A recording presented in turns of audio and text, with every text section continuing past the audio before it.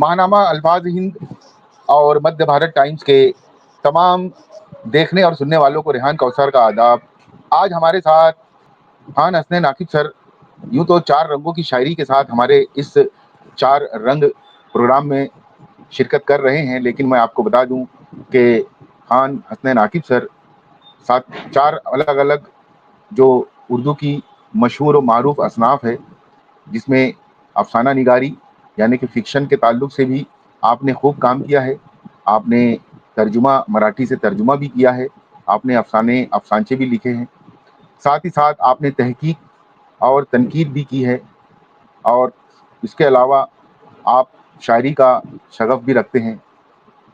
ہم آگے اپنی گفتگو کے ذریعے یہ جاننے کی کوشش کریں گے کہ ان تمام اصناف میں آپ کو کون سی صنف جو ہے سب سے زیادہ پسند ہے۔ تو خان حسنین عاقب سر سے میں درخواست کرتا ہوں کہ وہ اپنی 4 تخلیقات ہمیں یک کے بعد دیگرے جو ہے وہ سنائیں۔ پہلے حمد سنائیں، اس کے بعد نعت پاک کا نذرانہ پیش کریں، اس کے بعد نظم چندریان پہ جو انہوں نے لکھی ہیں وہ نظم سنائیں، اور ساتھ ہی 4 غزلیں سنائیں۔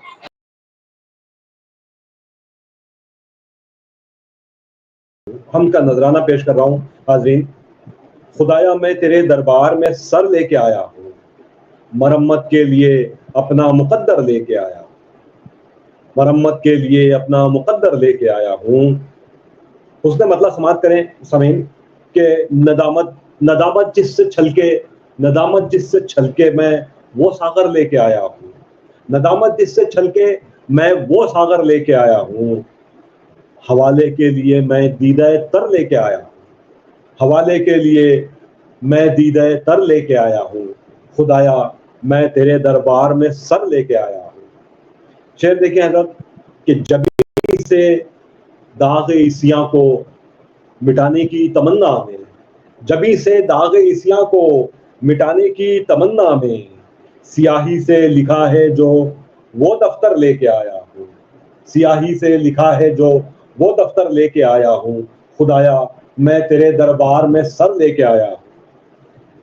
چل دیکھیں کہ اگر دیکھوں تو تو ہی تو، اگر دیکھوں تو تو ہی تو، نہ دیکھوں تب بھی تو ہی تو، اگر دیکھوں تو تو ہی تو، نہ دیکھوں تب بھی تو ہی تو، وہ آنکھیں لے کے آیا ہوں، وہ منظر لے کے آیا ہوں، وہ آنکھیں لے کے آیا ہوں، وہ منظر لے کے آیا ہوں، خدایا میں تیرے دربار میں سر لے کے آیا ہوں، سر لے کے آیا ہوں۔ اور شعر دیکھیں کہ مہکتا ہے جو تیری یاد کی خوشبو سے ہر ایک پل، مہکتا ہے جو تیری یاد کی خوشبو سے ہر ایک پل، تیرے آگے وہی قلب معطر لے کے آیا ہوں، تیرے آگے وہی قلب معطر لے کے آیا ہوں، خدایا میں تیرے دربار میں سر لے کے آیا ہوں، مرمت کے لیے اپنا مقدر لے کے آیا ہوں۔ شعر دیکھیں کہ تیری رحمت کے آگے، تیری رحمت کے آگے کیا بھلا اوقات ہے اس کی، تیری رحمت کے آگے کیا بھلا اوقات ہے اس کی، اگرچہ میں گناہوں کا سمندر لے کے آیا ہوں، تیری رحمت کے آگے کیا بھلا اوقات ہے اس کی، اگرچہ میں گناہوں کا سمندر لے کے آیا ہوں، خدایا میں تیرے دربار میں سر لے کے آیا ہوں، خدایا میں تیرے دربار میں سر لے کے آیا ہوں۔ شعر اور مقطع سماعت کریں حضور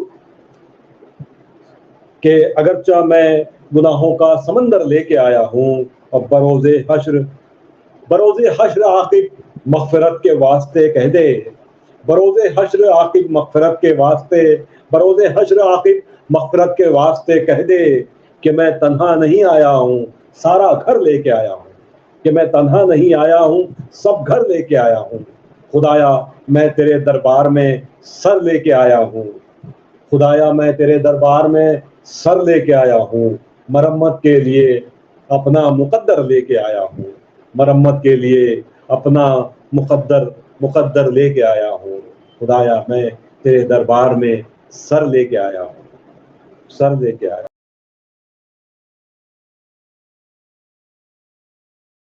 اللہ رب العزت کی بارگاہ میں اپنی عقیدت اور اپنی ابدیت کا نذرانہ پیش کرنے کے بعد میں اللہ رب العزت کی برگزیدہ ہستی اللہ کی ذات کے بعد جو ہم سب کے لیے سب سے محترم ہستی ہے حضرت محمد صلی اللہ علیہ وسلم کی ذات بابرکت ہے. آئیے ایک نعت پاک آپ لوگوں کے گوش گزار کروں. امید ہے کہ یہ نعت بھی اپنی جس طرح میری شاعری کا مزاج ہے کچھ ہٹ کر کہنے کی کوشش کی. آئیے دیکھتے ہیں کہ نعت پاک میں اللہ قبول فرمائے. تمام رونقیں قربان، تمام رونقیں قربان ایک چوکھٹ پر، تمام رونقیں قربان ایک چوکھٹ پر، تمہارے روضے کی بس ایک جگمگاہٹ پر، تمہارے روضے کی بس ایک جگمگاہٹ پر. تمام رونقیں قربان، تمام رونقیں قربان ایک چوکھٹ پر، تمہارے روضے کی بس ایک جگمگاہٹ پر، تمہارے روضے کی بس ایک جگمگاہٹ پر. شعر دیکھیے کہ میں جس بھی پہلو پہ سوؤں تمہارا نام لیے، میں جس بھی پہلو پہ سوؤں تمہارا نام لیے، خدا کرے کہ یہ دم نکلے ایک کروٹ پر، خدا کرے کہ یہ دم نکلے ایک کروٹ پر. میں جس بھی پہلو پہ سوؤں تمہارا نام لیے، خدا کرے کہ یہ دم نکلے ایک کروٹ پر. تمام رونقیں قربان ایک چوکھٹ پر. شعر دیکھیں کہ تمہارے ایک تبسم پہ صدقے یہ دنیا، تمہارے ایک تبسم پہ صدقے، تمہارے ایک تبسم پہ صدقے یہ دنیا. میں جان واروں تمہاری جبیں کی سلوٹ پر، میں جان واروں تمہاری جبیں کی سلوٹ پر. تمام رونقیں قربان ایک چوکھٹ پر، تمام رونقیں قربان ایک چوکھٹ پر. اور شعر سماعت کریں ناظرین کہ میں جان واروں تمہاری جبیں کی سلوٹ پر، بس ایک نظر ہی عنایت کی، بس ایک نظر ہی عنایت کی اس کو کافی ہے، بس ایک نظر ہی عنایت کی اس کو کافی ہے. کھڑا ہے عشق پے انتظار چوکھٹ پر، کھڑا ہے عشق پے انتظار چوکھٹ پر. تمہاری تمام کھڑا ہے عشق پے انتظار چوکھٹ پر. تمام رونقیں قربان، تمام رونقیں قربان ایک چوکھٹ پر. شعر دیکھیں کہ قیاس کرتا ہوں میں ایک مسکراہٹ کا، قیاس کرتا ہوں میں ایک مسکراہٹ کا، اس آسمان کے تاروں کی جھلملاہٹ پر، اس آسمان کے تاروں کی جھلملاہٹ پر. قیاس کرتا ہوں، قیاس کرتا ہوں میں ایک مسکراہٹ کا، اس آسمان کے تاروں کی جھلملاہٹ پر. شعر میں شعر میرے دل کے بہت قریب ہے اور مجھے لگتا ہے کہ ناظرین آپ بھی عشق رسول میں سرشار ہو جائیں گے اس شعر کو سننے کے بعد. شعر سماعت کریں کہ وہ مجھ کو گرنے سے پہلے سنبھال لیتے ہیں، وہ مجھ کو گرنے سے پہلے سنبھال لیتے ہیں. میں فخر کیوں نہ کروں اپنی لڑکھڑاہٹ پر، میں فخر کیوں نہ کروں اپنی لڑکھڑاہٹ پر، وہ مجھ کو گرنے سے پہلے سنبھال لیتے ہیں. میں فخر کیوں نہ کروں اپنی لڑکھڑاہٹ پر. شعر دیکھیں کہ شعر دیکھیں کہ زبان تھکتی نہیں ورد نام احمد سے، زبان تھکتی نہیں ورد نام احمد سے، زبان تھکتی نہیں ورد نام احمد سے. اگر تھکے یہ تو پھر تف ہے اس تھکاوٹ پر، اگر تھکے یہ تو پھر تف ہے اس تھکاوٹ پر. تمام رونقیں قربان ایک چوکھٹ پر. شعر دیکھیے کہ غزل بھی کہنے لگے طرز نعت میں ہم لوگ، غزل بھی کہنے لگے طرز نعت میں ہم لوگ، غزل بھی کہنے لگے طرز نعت میں ہم لوگ. قلم بھی ہنستا ہے شیطان کی تل ملاہٹ پر، قلم بھی ہنستا ہے شیطان کی تل ملاہٹ پر، قلم بھی ہنستا ہے شیطان کی تل ملاہٹ پر. اور مقطع سماعت کریں ناظرین کہ قلم سنبھال کے بیٹھا ہے آج پھر عاقب، قلم سنبھال کے بیٹھا ہے آج پھر عاقب. لگا ہے ذہن مضامین نو کی آہٹ پر، لگا ہے ذہن مضامین نو کی آہٹ پر. قلم سنبھال کے بیٹھا ہے آج پھر عاقب، لگا ہے ذہن مضامین نو کی آہٹ پر. تمام رونقیں قربان ایک چوکھٹ پر، تمام رونقیں قربان ایک چوکھٹ پر.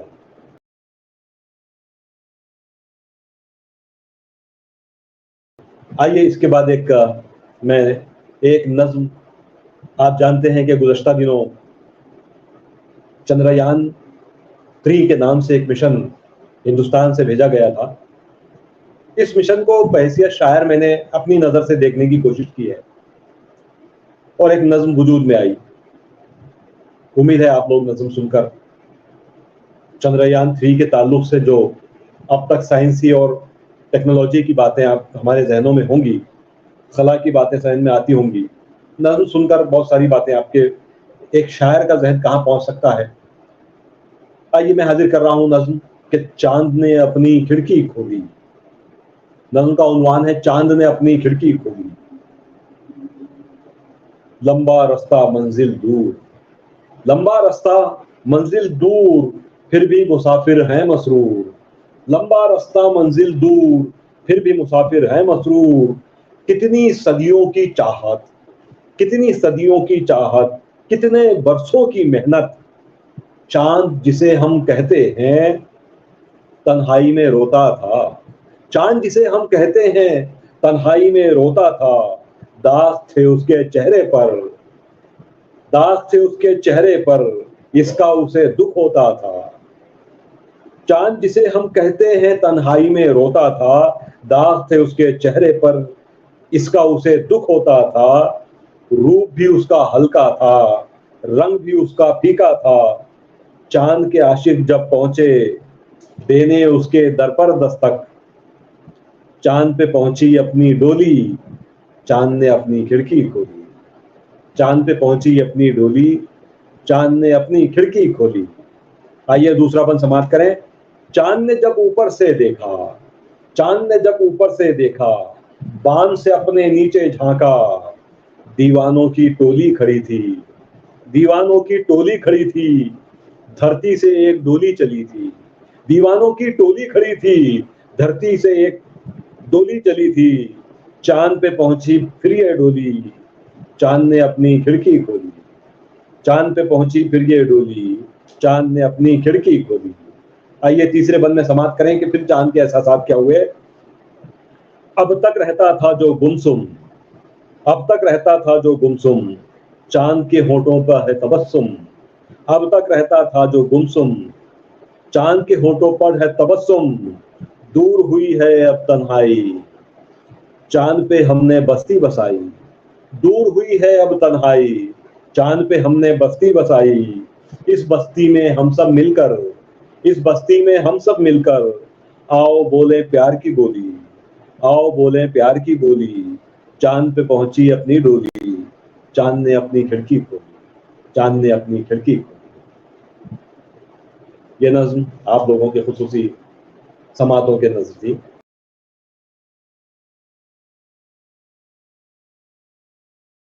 آئیے میں پہلی غزل آپ لوگوں کے سماعتوں کے حوالے کرتا ہوں.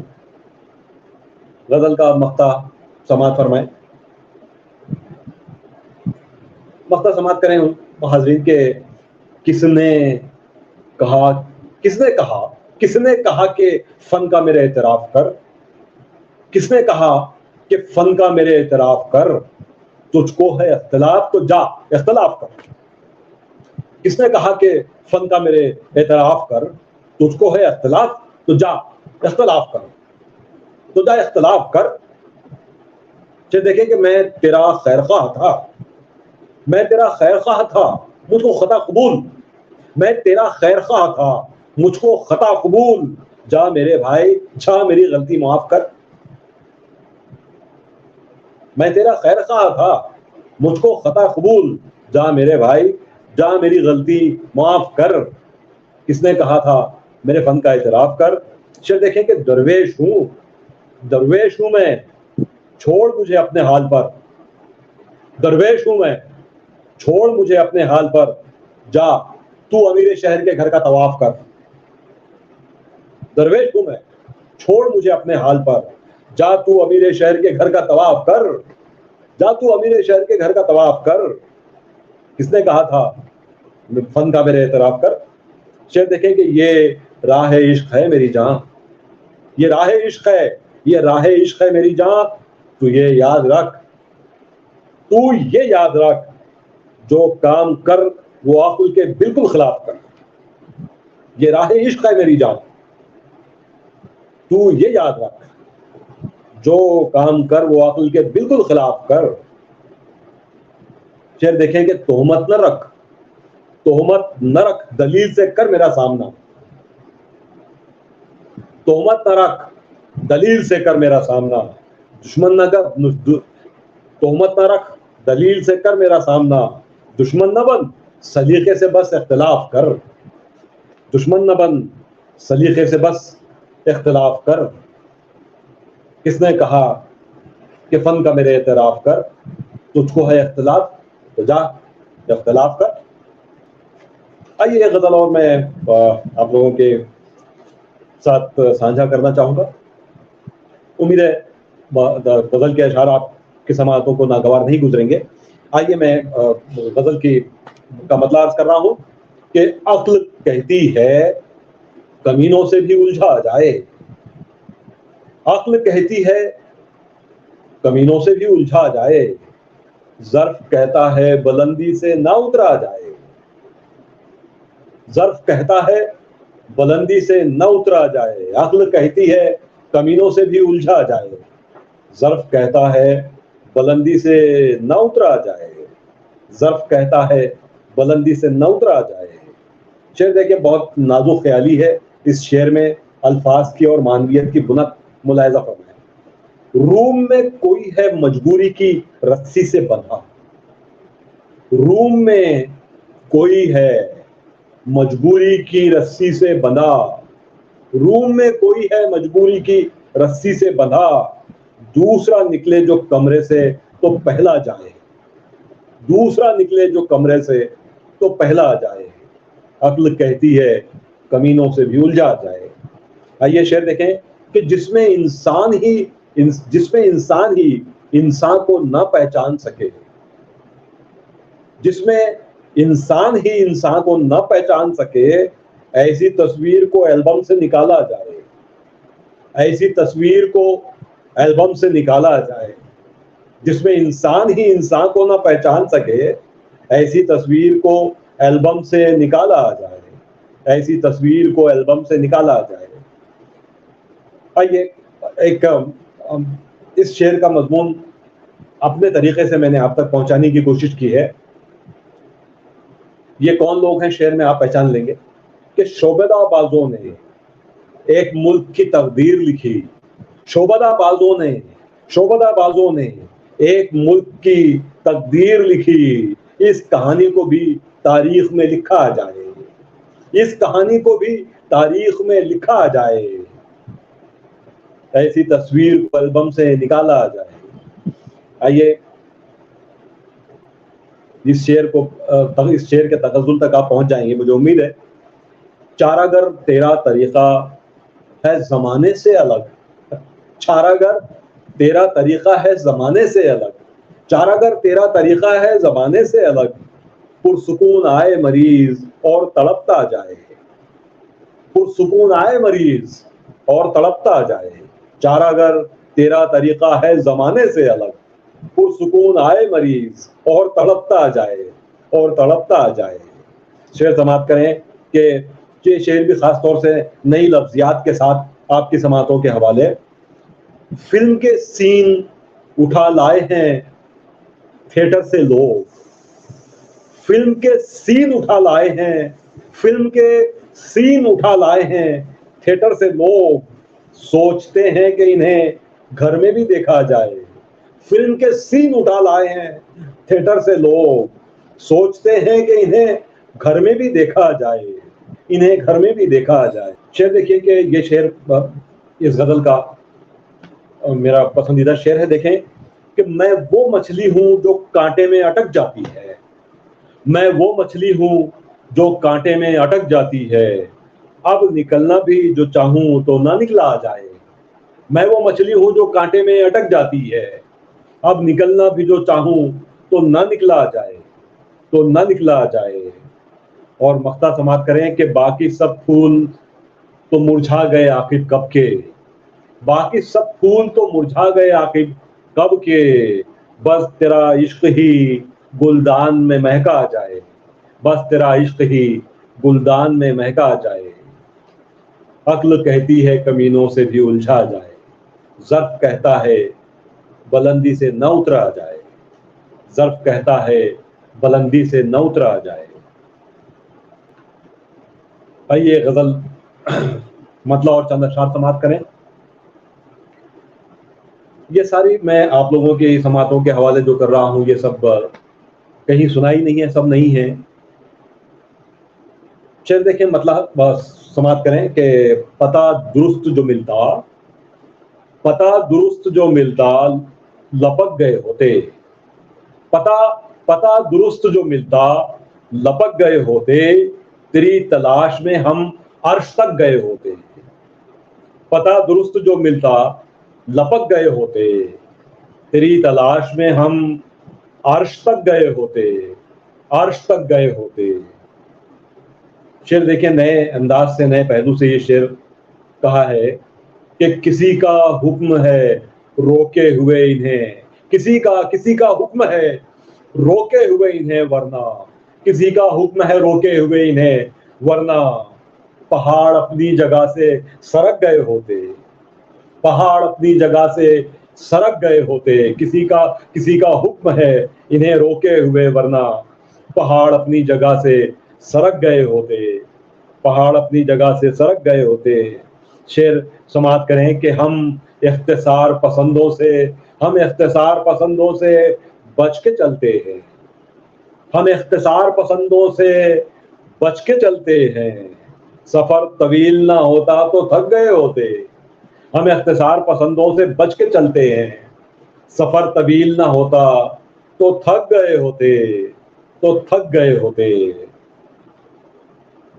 شعر دیکھیں ایک نئے طرز سے اپنی نوعیت کا انتہائی منفرد شعر کہ وہ ریڈیم تھے کبھی ہم کہ شب کی تیرگی میں, وہ ریڈیم تھے کبھی ہم کہ شب کی تیرگی میں, وہ ریڈیم تھے کبھی ہم کہ شب کی تیرگی میں, ارادہ کرتے اگر تو چمک گئے ہوتے, ارادہ کرتے اگر تو چمک گئے ہوتے. وہ ریڈیم تھے کبھی ہم, وہ ریڈیم تھے کبھی ہم کہ شب کی تیرگی میں, ارادہ کرتے اگر ہم چمک گئے ہوتے, ارادہ کرتے اگر تو چمک گئے ہوتے.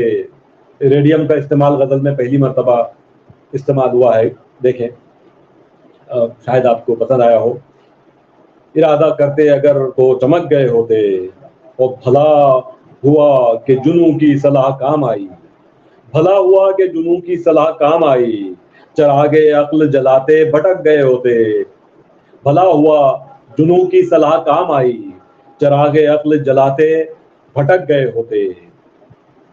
اور مقطع سماعت کریں کہ چمن میں آج بھی جان جو چمن میں آج بھی جو ناشگفتہ ہیں عاقب, چمن میں آج بھی جو ناشگفتہ ہیں عاقب, اگر تم آتے یہ غنچے چٹک گئے ہوتے, اگر تم آتے یہ غنچے چٹک گئے ہوتے, یہ غنچے چٹک گئے ہوتے,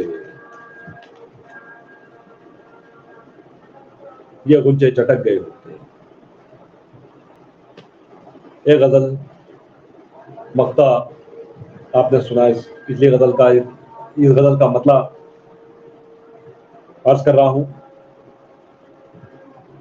کہ چاک پہ چاک نہ رکھ, چاک پہ چاک نہ رکھ, چاک پہ مٹی رکھ دے, چاک پہ چاک نہ رکھ, چاک پہ مٹی رکھ دے, کوزاگر خاک کے لوندھے میں جوانی رکھ دے.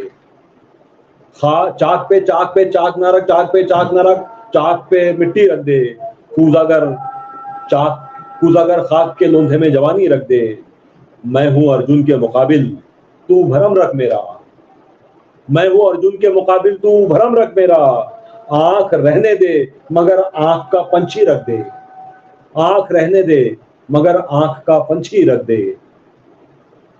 شعر دیکھیں کہ آسمانوں پہ ڈالی تھی جو کمندیں تو نے, آسمانوں پہ ڈالی تھی جو کمندیں تو نے, پڑ گئی جس میں کئی گاٹھیں وہ رسی رکھ دے, پڑ گئی جس میں کئی گاٹھیں وہ رسی رکھ دے.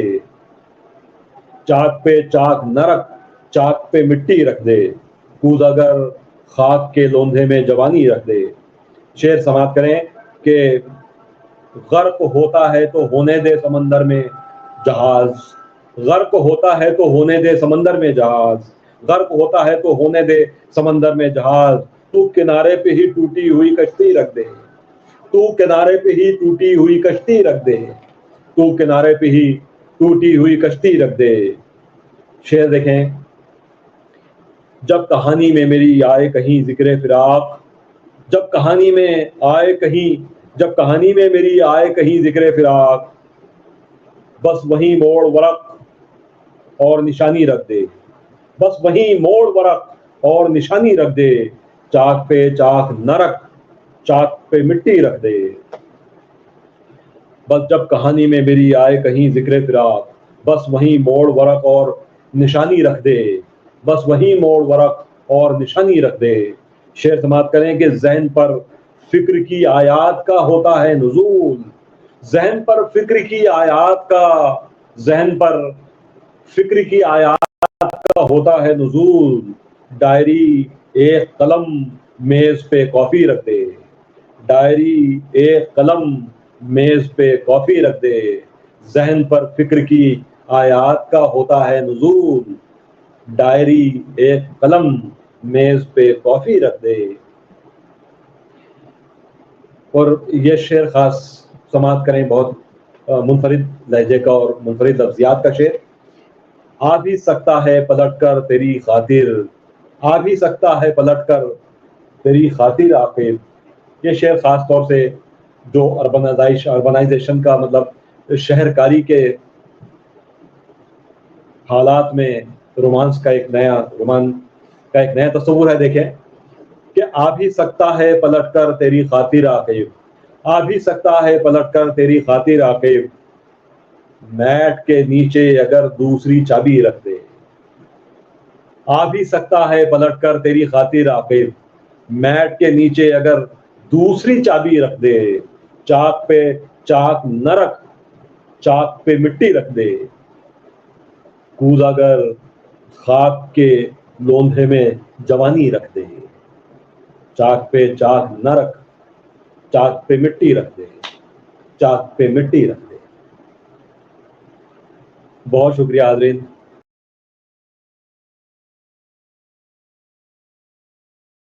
ناظرین، اب آئیے ہم سوال و جواب کا سلسلہ شروع کرتے ہیں۔ جیسا کہ آپ جانتے ہیں کہ ہمارے اس پروگرام چار رنگ میں چار مختلف شاعری کے رنگ سنائے جاتے ہیں، ساتھ ہی ساتھ چار سوالات کے ذریعے ہم اپنے مہمان سے کچھ ہلکی پھلکی گفتگو کرتے ہیں۔ تو خان حسنین عاقب سر سے میرا پہلا سوال یہ ہے کہ آپ نے یہ جو چار مختلف رنگوں کی شاعری سنائی ہیں، اس میں آپ کو سب سے زیادہ مشکل کون سی لگتی ہے؟ کون سی شاعری آپ کے لیے مشکل ہے، یا آپ کی پسندیدہ شاعری کون سی ہے ان چاروں میں؟ اہم سوال ہے، اس لیے اہم ہے میری نظر میں کہ اس سوال کی انگلی پکڑ کر ہم ایک بہت اہم موضوع پر گفتگو کر سکتے ہیں۔ لیکن اس سے پہلے میں ایک بات واضح کر دوں کہ یہ جو پروگرام آپ نے چار رنگوں کے امتزاج والا جو سب پروگرام رکھا ہے، یہ بڑا منفرد نوعیت کا پروگرام ہے۔ مطلب ایک شاعر سے آپ چار شعری اصناف میں اس کی تخلیقات سن رہے ہیں، چار الگ الگ ذائقے، جیسے ایک ہی پلیٹ میں چار الگ الگ ذائقوں والی آئس کریم کے کونس رکھ دیے جائیں، یا چار الگ الگ ذائقوں والی آئس کریم رکھ دی جائے اور بیک وقت ہم اس سے لطف اندوز ہوں، تو اس نوعیت کا پروگرام ایک خلاقانہ ذہن کی ہی اپج ہو سکتا ہے۔ تو اس کے لیے بھائی ریحان کوثر اور ان کے ادارے کو یقیناً اس کی ستائش کی جانی چاہیے۔ دوسری بات یہ، جو دوسری بات نہیں بلکہ پہلی ہی بات، کیونکہ سوال کا وہ حصہ پہلا ہی تھا جو آپ نے پوچھا کہ یہ چار رنگ آپ نے جو رکھے ہیں، ان چار رنگوں میں سے مجھے کون سا رنگ پسند ہے، تو یہ تو آپ کا سوال ایسے ہوا جیسے کوئی کسی انسان کو چار بچے ہوں اور اس سے پوچھا جائے کہ آپ کو کس بچے سے زیادہ پیار ہے، تو پیار تو سبھی بچوں سے ہوتا ہے، ہاں تھوڑا سا فطری رجحان کسی ایک طرف زیادہ ہوتا ہے، تو اس کا مطلب یہ نہیں ہوتا ہے کہ وہ دوسرے بچوں سے کم پیار کرتا ہے۔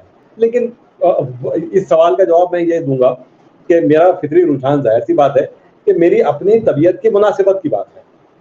بات یہ نہیں ہے کہ آسان، میرے لیے آسان کیا ہے یا مشکل کیا ہے، لیکن میری فطری مناسبت غزل کی طرف ہے، تو میرا جھکاؤ بھی غزل کی طرف ہے۔ لیکن میرے لیے نظم بھی اتنی ہی اہم ہے. حمد چونکہ نظم کا ہی حصہ ہے، نعت بھی نظم کا حصہ ہے، اس لیے کہ دونوں بھی یک موضوعی ہوتے ہیں. غزل کا ایک پہلو یہ ہے کہ وہ کثیر موضوعی، اس کے ایک ایک شعر ایک الگ یونٹ، ایک الگ اکائی ہوتا ہے. لیکن نظم کا ایک عنوان مستقل ہوتا ہے، چاہے پھر وہ نظم کتنی ہی طویل ہو، وہ ایک ہی موضوع کو برتتے ہوئے چلی آتی ہے. حمد بھی ایک ہی موضوع کو برتتی ہے، نعت کی صنف بھی ایک ہی موضوع کو برتتی ہے. حمد اور نعت نظمیں ہی ہیں، لیکن ان کا تعلق ہماری عقیدت سے اور ہمارے ایمان سے. اب سوال یہ ہے کہ نظم، حمد اور نعت بھی اگر نظم ہیں تو 1500 سال سے حمد اور نظمیں کہی جاتی رہی ہیں الگ الگ زبانوں میں بھی. اردو جب سے پیدا ہوئی ہے تب سے اردو میں کہی جا رہی ہیں. تو اس میں اب لاکھوں کروڑوں نظمیں کہی گئی ہیں، مطلب حمد اور نعتیں، تو نیا کیا ہے؟ تو کہیں نہ کہیں ایک ہر شاعر اپنی اپنی جو خلاقانہ نہج ہوتی ہے اس کے اعتبار سے اپنی کوشش کرتا ہے کہ اس میں، اس کی تخلیقات میں کہیں کچھ انفرادیت آ جائے. میں نے بھی کوشش کی، میں اپنی حمد کے ذریعے اگر آپ سماعت کریں تو غور سے اگر سنیں آپ تو آپ کو لگے گا کہ حمد میں بھی میں نے اپنی انفرادیت برقرار رکھنے کی کوشش کی ہے. نعت میں بھی میں نے منفرد موضوعات کو برتنے کی، یا کم از کم موضوعات بھی اگر تو نئے انداز سے میں نے منفرد انداز سے اس کو برتنے کی کوشش کی ہے. تو یہ اپنی جگہ حمد اور نعت کا معاملہ. اور نظموں کی جو بات کہی ہے آپ نے پوچھی ہے، تو نظم آپ دیکھیں، میں نے میری جو نظم ہے چاند نے اپنی کھڑکی کھولی، تو میں پہلے بھی عرض کر چکا ہوں کہ اور نظم میں بھی یہی بات ہے کہ بھی آپ کس طرح سے ایک تازہ کار اور تازہ ہوا کے جھونکے کی طرح محسوس ہونے والا کلام پیش کرتے ہیں. اب چاہے جس بھی صنف کو آپ نے ہاتھ لگایا ہو وہ آپ کی انفرادیت اور آپ کی اپنی خلاقانہ طبیعت کا پتہ دیتی ہو.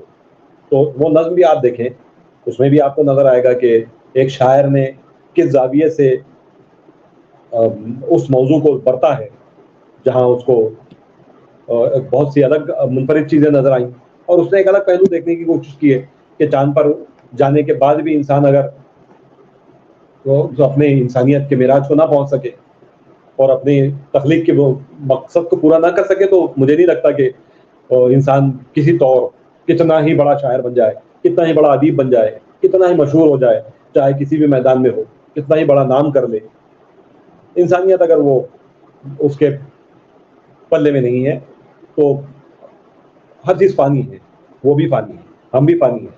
تو ہر چیز فنا ہے، اللہ بس باقی ہے بس. تو یہ چیزیں ساری ہماری اصناف کے حوالے سے بھی یہی باتیں ہیں. 4 اصناف کا آپ نے 4 رنگوں کا ذکر کیا ہے. چاروں رنگوں میں نے آپ سے کہہ دیا ہے کہ غزل میری پسندیدہ صنف ہے. اور باقی اصناف بھی میں بالکل ایسے نہیں ہے کہ باقی اصناف سے میں انصاف نہیں کرتا ہوں، میں بھرپور کوشش کرتا ہوں کہ ان سے بھی اتنا ہی انصاف کر سکوں. لیکن کیا کروں، فطری رجحان غزل کی طرف ہے اور غزل میں نئی چیزیں تلاش کرنے کی کوشش کرتا ہوں. سر آپ کو بہت شکریہ، آپ نے اپنی آپ کی پسندیدہ جو صنف ہے اس تعلق سے آپ نے بہت ہی خوبصورت انداز میں اور بہت ہی معلوماتی جو ہے جانکاری بھی ہم سب سے شیئر کی، تو اس کے لیے میں بہت شکریہ ادا کرتا ہوں سر. اور سر دوسرا سوال یہ ہے کہ سر جو شاعری ہی ہے، شاعری کا جو شغف ہے، اصل میں شاعری کے لیے یا ادب میں سفر کے لیے ہمیں کوئی محرک کی ضرورت پڑتی ہے، کوئی ہمیں تحریک دیتا ہے. تو آپ کب سے سر شاعری کر رہے ہیں؟ آپ نے پہلی نظم یا غزل جو ہے آپ نے پہلی کب لکھی، اور ساتھ میں یہ شوق آپ کو کس طرح آپ کے اندر یہ پیدا ہوا، اس تعلق سے تھوڑی سی آپ اپنی یادیں تازہ کیجیے سر. لحاظ سے یہ رسمی سا سوال بھی ہے اور ایک لحاظ سے یہ بڑا گہرا سوال بھی ہے. میں اس کو اس کے گہرائی کے معنوں میں لوں اگر اس کو، تو اس لحاظ سے یہ سوال میری زندگی کے بہت سے پہلوؤں کو روشن کرتا ہے. شاعری میں نے کب شروع کی اور شاعری سے میرا لگاؤ، یہ چیزیں کس طرح میرے اندر پنپی، کوئی استاد تھا یا نہیں تھا. دیکھیے، ان سوالوں کے جواب تلاش کرنے کے لیے آپ کو میرے بچپن، لڑکپن اور جوانی، ان تینوں کو ایکسپلور کرنا ہوگا. اس لیے کہ میری شاعری شوقیہ چیز نہیں ہے، میری شاعری میری ضرورت تھی. شاعری سیکھی نہیں جاتی، شاعری ودیعت ہوتی ہے، تو ظاہر سی بات ہے کہ میرے لیے بھی یہ ایک ودیعت تھی. لیکن یہ اس وقت شاعری مجھ سے آ ملی جس وقت مجھے اس کی سب سے شدید ضرورت تھی. ایک کرب، ایک اذیت، ناہموار تجربات، حالات، پیچیدہ کیفیات، ان ساری چیزوں سے میں گزر رہا تھا. ایسے میں میرے لیے بہت مشکل تھا کہ میں اپنے آپ کو سنبھالوں، اس لیے کہ نہ وہ لاکپن کا دور تھا، تو نہ میرے پاس کوئی ایسا شخص تھا کہ جس سے میں اپنی چیزیں ساجھا کر سکوں، شیئر کر سکوں. میں نے ایک شعر کہا تھا کسی غزل میں ہے کہ جب میرے آس پاس رہتی ہے زندگی بدحواس رہتی ہے، چند بوجھل سے تنہا لمحوں میں شاعری میرے پاس رہتی ہے. یہ دو اشعار شاعری سے میرے وابستگی کا بہترین ترجمانی کرتے ہیں. تو شاعری نہ ہی یہ سیکھی جانے والی چیز ہے، یہ اندر سے آنے والی چیز ہے. اور جب تک احساس کی شدت کی آنچ پر آپ کے خیالات، آپ کے تجربات، آپ کے مشاہدات پک نہیں جاتے، تب تک شعر باہر نہیں نکلتا ہے. اور اس کے ساتھ ساتھ سب سے اہم بات یہ ہے کہ آپ میں شاعری کے جراثیم ہونے انتہائی لازمی ہے. یہ نہیں کہ کسی اسکول میں جا کر ہم نے شاعری سیکھ لی یا کسی استاد کو پکڑ لیا تو شاعر بن گئے. کسی استاد کو پکڑ لیا تو استاد شاعر ہو سکتا ہے، لیکن شاگرد شاعر ہو یہ ضروری نہیں ہے. تو یہ فرق جہاں سمجھ میں آ جائے تو یہاں مجھے لگتا ہے کہ شعر کہنے سے زیادہ شاعر بننے کا فرق سمجھ میں آ جاتا ہے. تو ہمارے ساتھ یہ ہوا کہ زندگی نے وہ ساری چیزیں، وہ سارے اسباق یاد کروائے جو شاعری کے لیے، شاعری کے بنیادی نصاب کا حصہ تھے. اس لیے ہم شاعر بن گئے. اور اندر سے جو آنچ پک رہی تھی، مطلب آج جو لاوا پک رہا تھا، اور اس لاوے پر زندگی کی گاڑی، زندگی کی ڈش پک رہی تھی، تو وہ شاعری کے ذریعے پھر اس کا ظہور ہوا. تو یہ شاعری ہماری اس طرح سے وجود میں آئی. جب خیال کے اظہار کی شدت ہوتی ہے تب شاعری وجود میں آتی ہے. تو وہ تڑپ چاہیے، یہ مشغلہ نہیں ہے، یہ انسان کی ضرورت ہے. یہ میرا اپنا نظریہ ہے کہ شاعری کچھ لوگوں کے لیے مشغلہ ہو سکتی ہے، کچھ لوگوں کے لیے روزی کا ذریعہ بھی ہو سکتی ہے، لیکن کچھ لوگوں کے لیے یہ ان کے وجود کا، ان کے بقا کا اور ان کے سنبھالے کا، ان کی شخصیت کے سنبھالے کا ذریعہ ہے. کہ شاعری نہ ہو تو ان کی شخصیت نہ سمجھے، ایک عدم توازن کا شکار ہوتا ہے. تو شاعری اس لحاظ سے میرے لیے ایک بہت بڑی نعمت ثابت ہوئی، اور آج یہاں تک جو پہنچا ہوں وہ شاعری نے مجھے سنبھالا ہے. اور میں سوچتا ہوں کہ کہیں میں نے بھی شاعری کو سنبھالا ہے. دونوں چیزیں اپنی اپنی جگہ درست ہیں. تو شاعری میرے آس پاس رہتی ہے. شاعری آپ کے آس پاس رہتی ہے، یہ تو میں جی بخوبی جانتا ہوں. سر، آپ کی شاعری پر آپ کی جو کتابیں آئی ہے، اور آپ نے سر شاعری کی بھی ہے اور ساتھ میں تنقید بھی کی ہے، اور سب سے بڑی بات کہ آپ نے شاعری پر تحقیق بھی کی ہے. اور علامہ اقبال پر آپ نے جتنی تحقیق کی ہے وہ قابل قدر بھی ہے، قابل ذکر بھی ہے. تو سر، تیسرا سوال جو 4 رنگ میں ہم آپ سے جو تیسرا سوال کر رہے ہیں، تو سر شاعری سے جڑی ہوئی آپ کی کتابیں جو ہیں، تحقیقی، تنقیدی، اور ساتھ ہی ساتھ آپ کی شاعری پر جو کتابیں ہیں، اس تعلق سے تھوڑی سی روشنی ڈالی سر. انسان تخلیق کار اگر ہے تو ایک تخلیق کار مسلسل اپنا سفر طے کرتا رہتا ہے. تخلیق کار کے لیے یہ بات اہم نہیں ہوتی ہے کہ اس کی تخلیقات کی اشاعت کا اہتمام ہو. جب وقت آتا ہے تو تخلیقات خود اپنا راستہ بنا لیتی ہیں، جس طرح پانی اپنا راستہ بنا لیتا ہے. تو کسی تخلیق کار کی تخلیقات بھی اپنا راستہ، اپنا چینل طے کر لیتی ہیں اور اسی کے ذریعے اپنا اظہار کرتی ہیں. شاعری میں آپ دیکھیں کہ میں نے ویسے دیکھا جائے تو اوور آل میں یہ بات کہہ دوں کہ اب تک جو تقریباً 20 کتابیں شائع ہو چکی ہیں اور یہ سلسلہ جاری ہے، تو ابھی تک تو ایسا ہوا ہے کہ کسی ایک کتاب پر میں نے کسی ایک عنوان پر میری کوئی کتاب دہرائی نہیں گئی. ہر عنوان پر الگ الگ ایک کتاب ہر الگ عنوان پر ہے. اس لحاظ سے شاعری کا آپ دیکھیں تو میری شاعری کا پہلا مجموعہ میری غزلوں کا مجموعہ تھا رم آہو. تو اس میں غزلیات تھیں جو آج سے تقریباً 11 سال قبل شائع ہوا.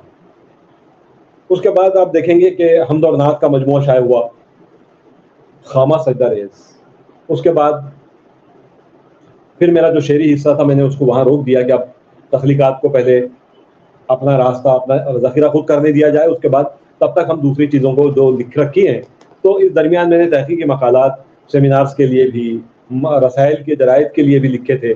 پھر ان کا ایک مجموعہ شائع ہوا کم و بیش، وہ میرے تحقیقی ادبی تحقیقی مقالات پر مشتمل ہے. اس کے بعد آگے پیچھے مطلب یہ تمام کتابیں اس کی ترتیب آگے پیچھے ہو سکتی ہے، زمانی ترتیب، لیکن بہرحال یہ کتابیں ہیں. جس میں ایک اقبال پر میری کتاب آئی ہے، اقبال بچشم دل. اس میں 2 بہت ہی اہم مقالے ہیں، اور اس کے علاوہ اقبال پر دنیا بھر کے ماہرین نے، اہل سیاست، ارباب اقتدار، ارباب سیاست میں جو رائے دی ہیں وہ سب جمع کی ہے میں نے. اس کے بعد دیکھیے تنقید، چونکہ میں تنقید بھی لکھتا رہا ہوں تو تنقیدی مقالات کا مجموعہ بھی میرا شائع ہوا ہے، پیش تنقید اس کا عنوان ہے. اس کے بعد بچوں کی کہانیاں میں نے لکھی تھی، ان کا مجموعہ شائع ہوا ہے جس کا عنوان ہے آسماں کم ہے.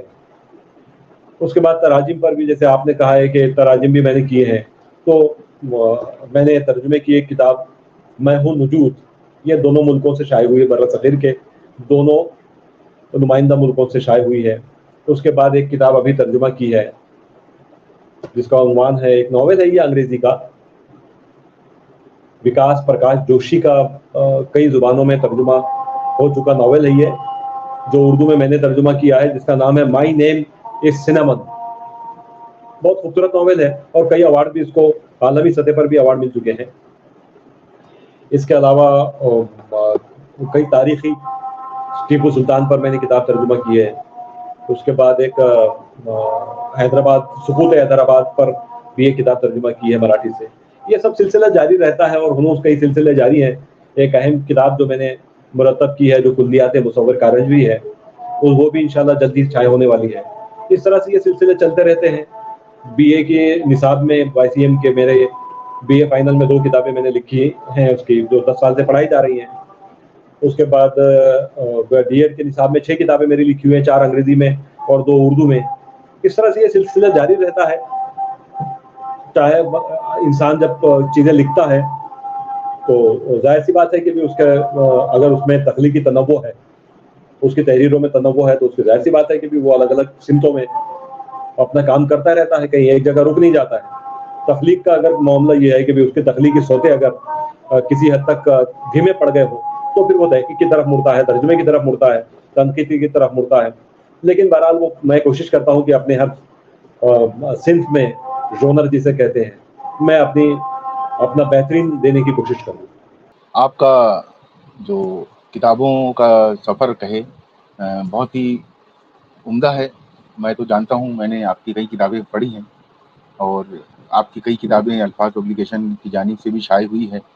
اور آپ کے جو ادبی سفر ہے اس پر آپ کے اصل میں اتنے رنگ ہیں آپ کے شخصیت سے جڑے ہوئے کہ ہر رنگ پر اگر ہم پروگرام کریں تو انشاءاللہ ہم 7 دن ہفتے کے جو ہے وہ 1 گھنٹے کا پروگرام ہم کر سکتے ہیں. آپ کی شخصیت کے اتنے پہلو ہیں، آپ کی شخصیت میں اتنے رنگ ہیں، اور آپ ماہر لسانیات بھی ہیں، آپ نقاد بھی ہیں، آپ محقق بھی ہیں، شاعر بھی ہیں، افسانہ نگار بھی ہیں اور ترجمہ بھی کرتے ہیں۔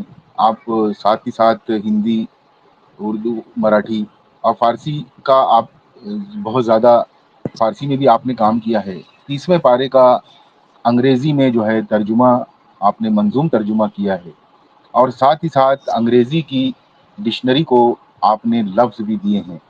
تو اتنے کام آپ نے کیے ہیں، بال بھارتی میں آپ کی جو خدمات ہے وہ بھی بہت، آپ نے بال بھارتی کے ذریعے مہاراشٹر کی درس و تدریس کے شعبے میں آپ نے بہت خدمات انجام دی ہیں۔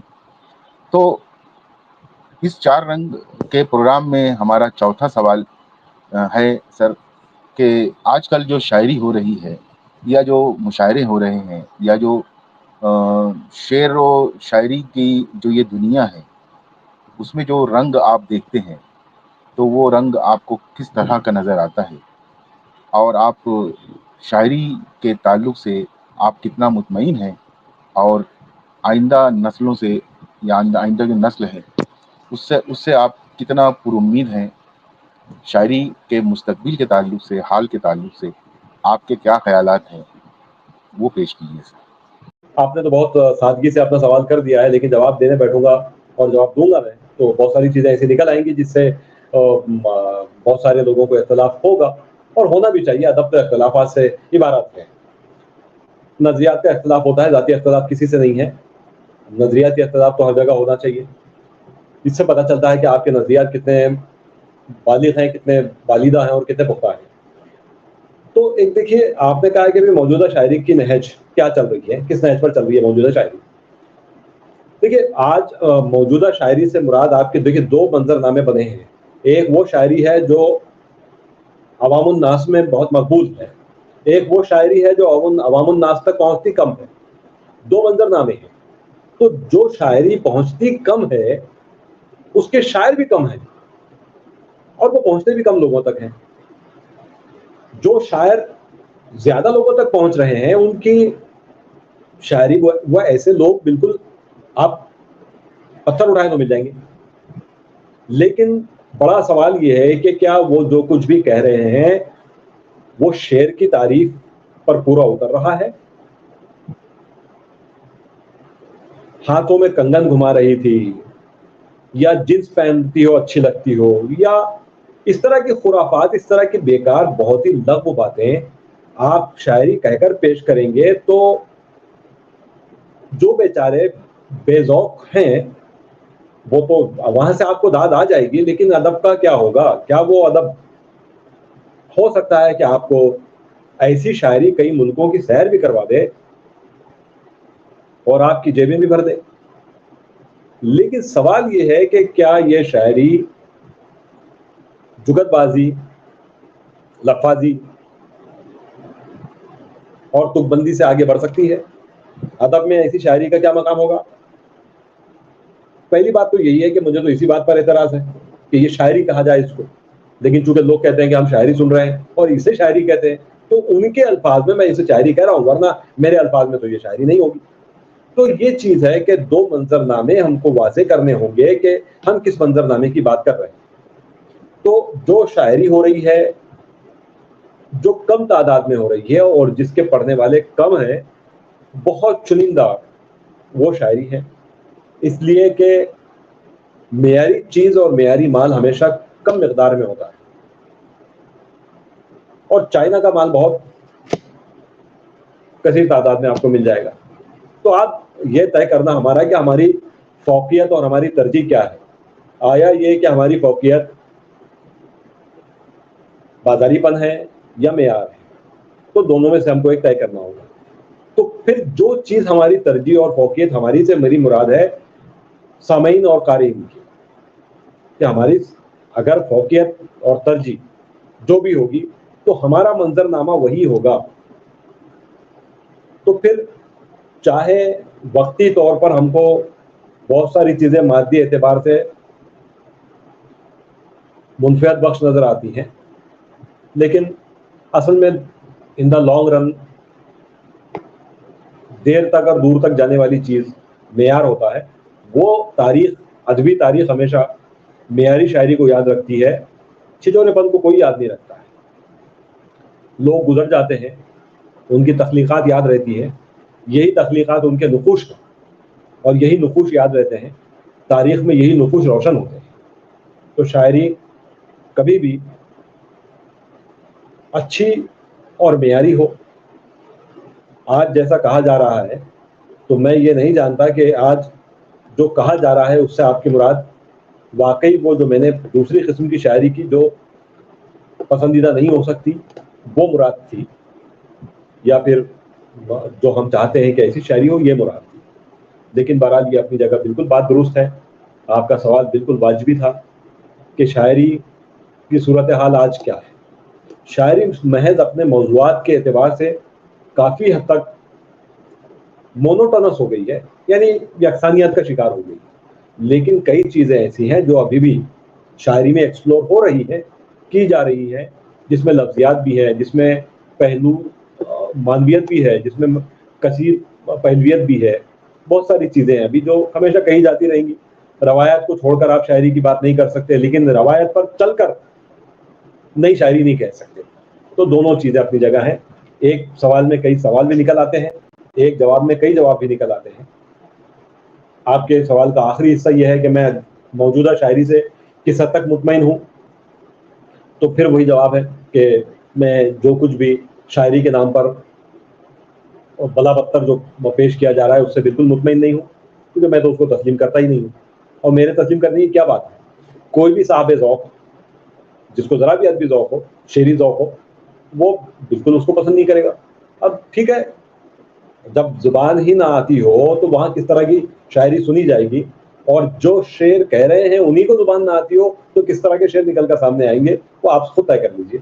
ہمارے قارئین اور ناظرین سامعین خود طے کر لیں گے کہ ادبی ذوق کا اگر یہ حال ہو تو ادبی تخلیق کا کیا عالم ہوگا. بس یہی مجھے لگتا ہے کہ میں آپ کے سوال کا جواب تھا. بہت شکریہ. یہ تھے خان حسن ناقب صاحب اپنے 4 رنگوں بھری شاعری کے ساتھ, 4 سوالوں کے ساتھ. اور اب ہمارے دیکھنے اور سننے والوں کے لیے ایک سرپرائز ہے.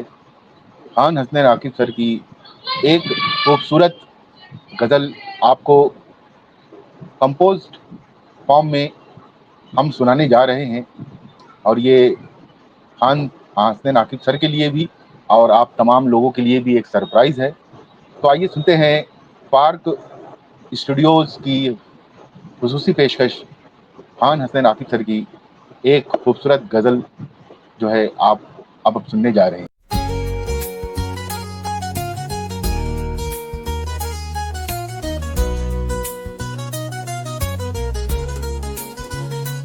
عشق میں چھوڑا زمانہ میں نے, کر لیا عشق بہانہ میں نے, عشق میں چھوڑا زمانہ میں نے. اتفاقاً ہی ملے ہم لیکن اس کو تقدیر ہے جانا میں نے. عشق میں چھوڑا زمانہ میں نے, خرچے دیکھا نہیں تجھ کو پھر بھی دل سے اپنا تجھے مانا میں نے. عشق میں چھوڑا زمانہ میں نے.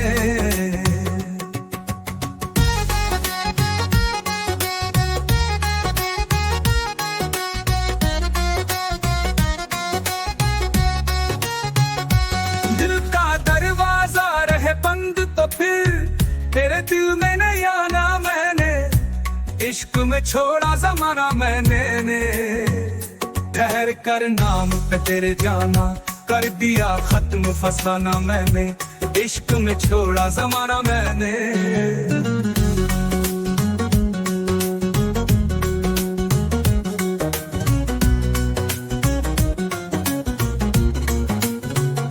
آسماں عشق تو میرے لیکن اب یہ تانا نہیں سننا میں نے. عشق میں چھوڑا زمانہ میں نے. تیرے قدموں میں انا رکھ دی ہے, اور کیا فرش بچھانا میں نے. عشق میں چھوڑا زمانہ میں نے.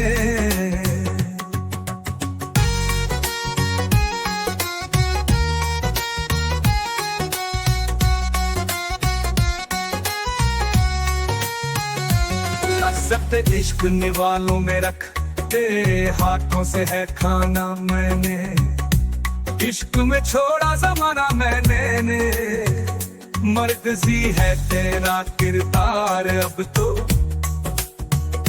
तुझको क्यों कर है भुलाना मैंने, इश्क में छोड़ा जमाना मैंने। ले संभाल अपनी रफाकत के ये पल, फिर मयसर नहीं आना मैंने, इश्क में छोड़ा जमाना मैंने। कर दिया करके मोहब्बत अक्तिब, क्यों ये एहसान उठाना मैंने, इश्क में छोड़ा जमाना मैंने।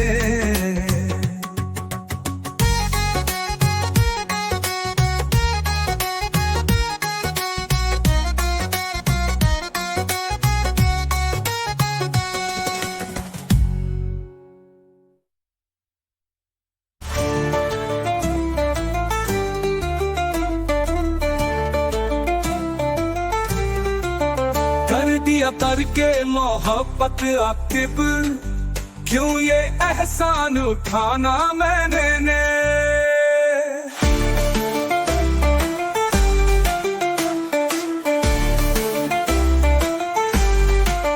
कर दिया करके मोहब्बत आकिब, क्यों ये एहसान उठाना मैंने, इश्क में छोड़ा जमाना मैंने। आपको ये गज़ल, आपको ये प्रोग्राम, आपके खान हसन नाकिब सर के तमाम जो कलाम हैं वो आपको कैसे लगे, हमारी गुफ्तगू कैसी लगी, आप ज़रूर जो है हमारे यूट्यूब चैनल पर कमेंट बॉक्स में अपने तासुरात और तबसरे की शक्ल में पेश करें, और साथ ही अल्फाज हिंद के पेज को लाइक करें, और इस तरीके की वीडियो हासिल करने के लिए जो है वो इसकी बेल आइकन को दबाएं, और साथ ही अगर ये वीडियो पसंद आई हो तो इसे शेयर करें। खान हसन नाकिब सर का मैं शुक्रिया अदा करता हूँ कि उन्होंने इस 4 रंग प्रोग्राम में शिरकत की, अपना कीमती वक्त दिया, और अपने खूबसूरत कलाम से, अपने खूबसूरत अंदाज से, अपने मुनफरिद लबो लहजे से हम सब को जो है एक नहीं बल्कि 4 रंगों से रंग दिया। मैं आपका बहुत शुक्रिया अदा करता हूँ। आपके तमाम जवाबात के लिए भी मैं शुक्रिया अदा करता हूँ। आपने भरपूर तरीके से अपनी बात रखी, तो मैं खान हसन नाकिब सर का महानामा अल्फाज हिंद और मध्य भारत टाइम्स की जानिब से शुक्रिया अदा करता हूँ।